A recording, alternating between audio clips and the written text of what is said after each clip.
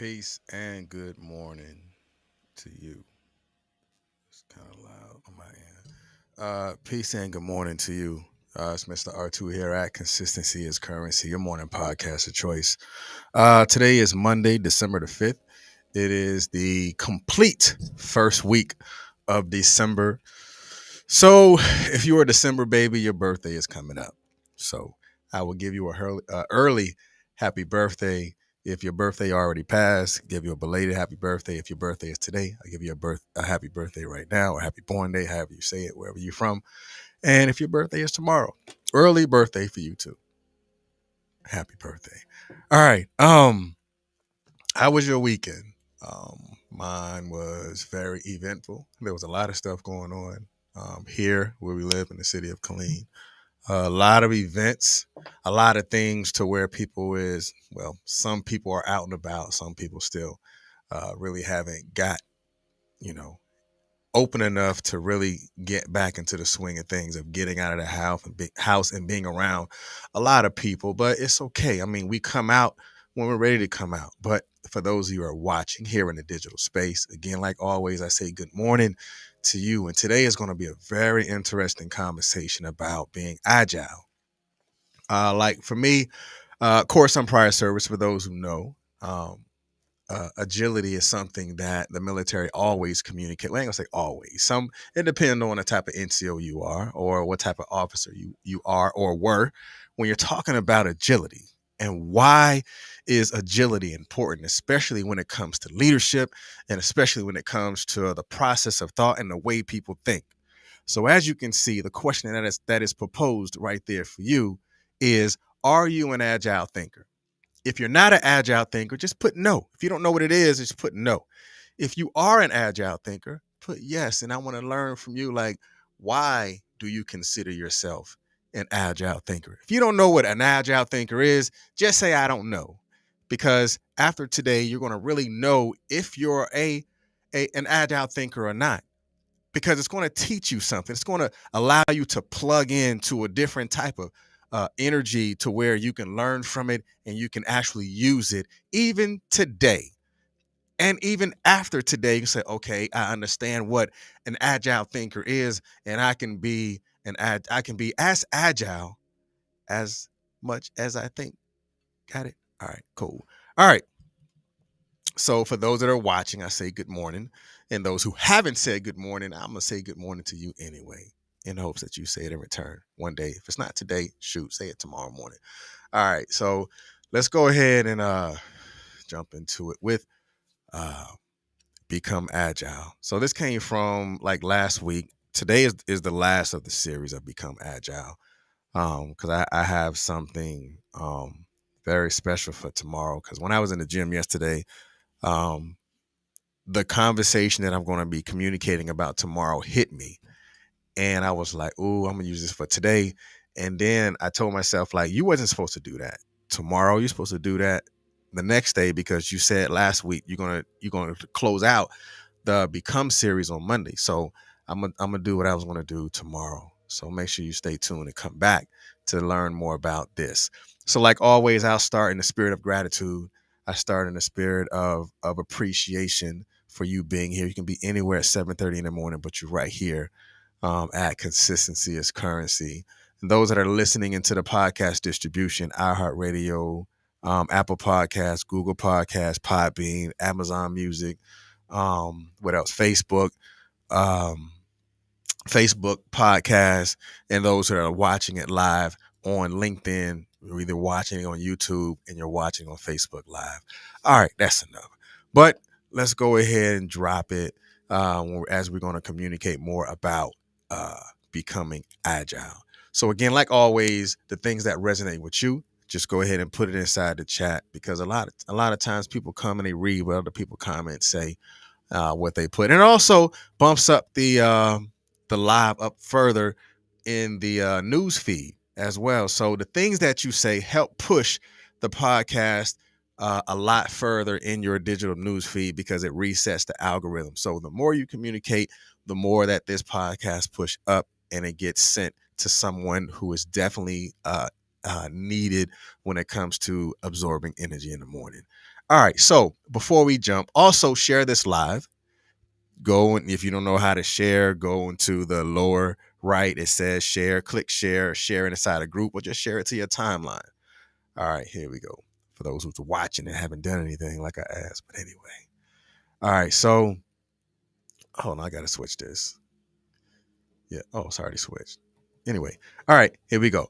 All right, so you're gonna get definition of words, and then you're gonna get inversions. It's either gonna be red over white or white over red. When I say red over white, just pay attention to the words that are in red. If I say white over red, just pay attention to the words that are in white. And if you see it how I see it, just drop how you see it. If not, then you go with the red, then you put that definition down there how you see it as well. All right, so let's go with it. All right, agile. The first definition of agile is the ability to create and respond to change. The first definition is the ability to create and respond respond to change. And I think this one can definitely go both ways, um, because that's what being agile is about. One, having the ability to create. Two, also a to respond to change. So from your perspective, how do you see it? If you rather go with red over white, drop that, why you see uh agile as the ability to create, and you put that in the chat. Or if you're with the white over red, put a respond to change, and you put that in the chat on why you see it that way. But for me, I will honestly say the original inversion that I was going to go with is red over white. And I was going to go with the ability to change. I'm sorry, I was going to go with the ability to create. But I'm going to go with the respond to change. Because a lot of times we can't control what happens. I'm sure we've all heard it before. I get it. You can't control what happens, but you can control how you respond to it. And how you respond to it is ultimately what is going to either work out in your favor, or you're going to learn more about what type of person you are. Because agility is going to teach you what type of person that you are. The reaction that you take is going to teach you what type of person that you are. The reaction that you have is going to teach you what type of person that you are. Because when you respond to change, there is a conscious decision that has to take place in order for change to take place. I'll flip it real quick. The ability to create. So say you're in a situation, and I'll say this, I'll be transparent. So right now, I call this my event season, because there are a lot of things that take place and a lot of things that's going to go on, and it it really it it weighs on the way that I think, because there's so many things that is happening all at one time, and it can really cause and create an anxiety that feels like pressure on my head, and I'm not gonna lie, it hurts, but I have to sit down and to take and to change uh how I think about it, and then I have to possess the ability to create, where I can compartmentalize and put certain things in certain places in order for my mind to be not so pressured with the activities that are taking place and that need to happen.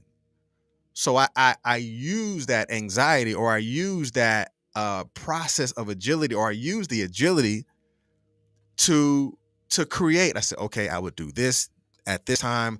I know I need to do this, so I will set this time out, or set or develop some set aside time to make sure this happens, and then let me shift this around, and I can do this during this day around this time. So I had to have the ability to create, or it will bring so much pressure, and it will weigh me down, and it will really mess with my process of thought. And I had to change that, because I know what it does to me. So my question to you is like, how do you respond to pressure? Some people say, oh, pressure, pressure busts pipes. I mean, it could, but pressure can also create some sort of formula. Say, okay, I need to redesign what I do in order for me to grow from where I am so I can create more things for myself. And the second definition of agility is active and lively. So this one again can go either way, active or lively. Um, I will go with white or red first. So active, and I'll say this transparently. Um, Knowing what is the difference between active and busy. There is a big difference between being active and being busy. Active is more on the productive side. Being busy is more on, is a lot of movement. Because when you're being agile or you're an agile thinker, you're thinking in the process that is productive to the activity that you need to do or the outcome that is needed for you to actively take care of. Like, have you ever been so busy that you look at it like at the end of the day, you're like, man, I did a whole bunch of stuff and I was real busy, but I didn't get anything done. Right? I didn't get anything done because I was busy, but you wasn't active. And yeah, we can flip it to lively. It's like, how do you take on energy? Like lively, there is an emotional connotation to lively. Like when you feel a certain way, when you're motivated to do things, when your emotions is attached to it or tied to it.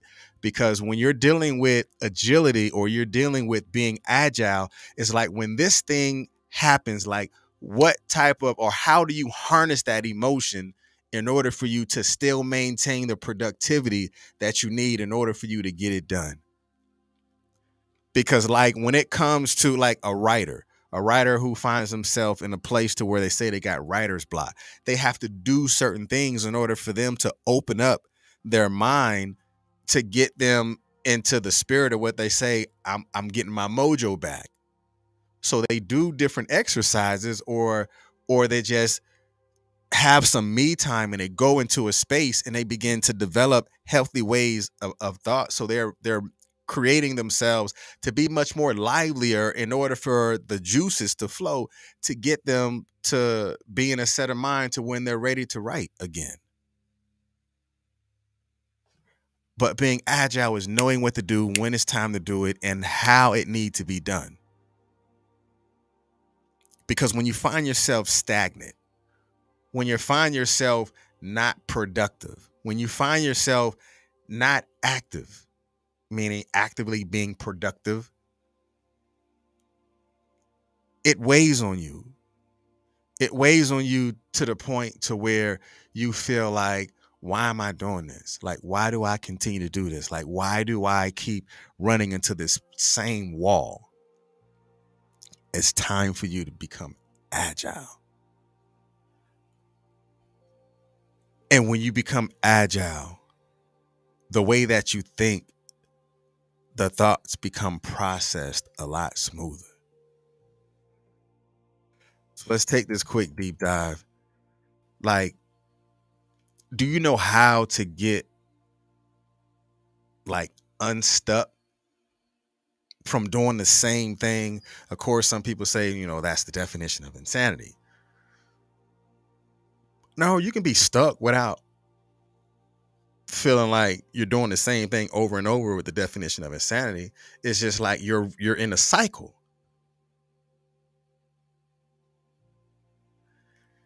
And when you're in that cycle, there has to be a point to where agility kicks in and then you change your process of thought. Because the three, uh, there are three, not that. What am I doing? All right. So there are three things when it comes to agility that you have to understand. One, you have to be transparent. Then you also have to be iteration. And then the next thing is empowerment. Those are the three values of agile. And when you're talking about transparency, it's more so what are the visualizations of making your thoughts possible and making those thoughts much more tangible. It's like, what am I doing to where I'm visualizing what I want to do and I'm creating the steps that I need to take in order for me to accomplish that thing to where it's now a tangible product. Say, okay, I did that. I know I know what it felt like when I was in that moment, and I know what I had to do in order to change my thoughts, or I'm going to have a exploding headache. And then that's where your process comes in. What do you do when things happen? Like, what do you think? Like, how do you act? How do you react? And what are your processes of thought? Sometimes it's sometimes it takes some personal empowerment. It really does, because it's like, what do you tell you when times get hard? Because that empowerment allows you to get your authority back. It allows you to tell yourself that you got the power to do it without haste, without you waiting for somebody else to tell you to do it. And those disciplinarians that you have about yourself that kicks in and say, you know what, I'm going to do this today. And when you do those things today, it's really going to help you develop what tomorrow is going to look like for you, to where it's okay for you to pivot, because you're learning more about yourself. You're learning more about how you feel in certain moments. It took time to be an agile thinker. Sometimes you need to write down notes. Sometimes you need to write down how you did it, because you may need to go back and figure it out again. Because sometimes trauma can always come back. And for me, when trauma comes back and you see it again in front of your face, and those visions come back, I have to go back and then respond different to it. I had to create different courses of actions. I had to be honest enough with myself to learn that you've been here before. Now you can fight to get yourself out of it again. And when you become a leader and you're learning how to be agile, you're really learning more about how do you manage the talent that you have. Because you're not perfect. I don't care how many times people think you may be perfect, or how many times people have expectations of you doing certain things. But it's like, what can you do today that's going to help you for tomorrow?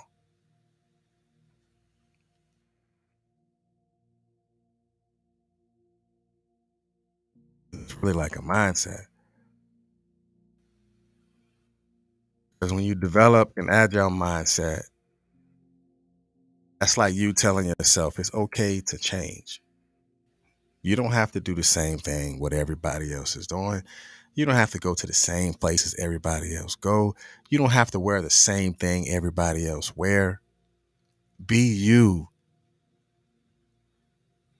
your authentic self. You don't have the same fingerprint as everybody else. And being agile is going to teach you that it's okay to have healthy thoughts about changing, about pivot, about going into the new direction that you know that you can go to, and not being afraid to do it and not being afraid to change it.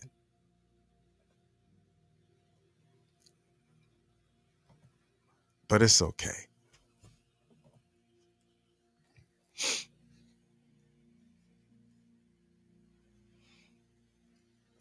It's not hard to become agile,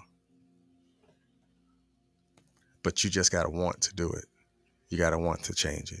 You got to want to grow. Today, I want you to look up the word agile and learn it just a little bit more. Like, there is principles of being agile, there's values of being agile.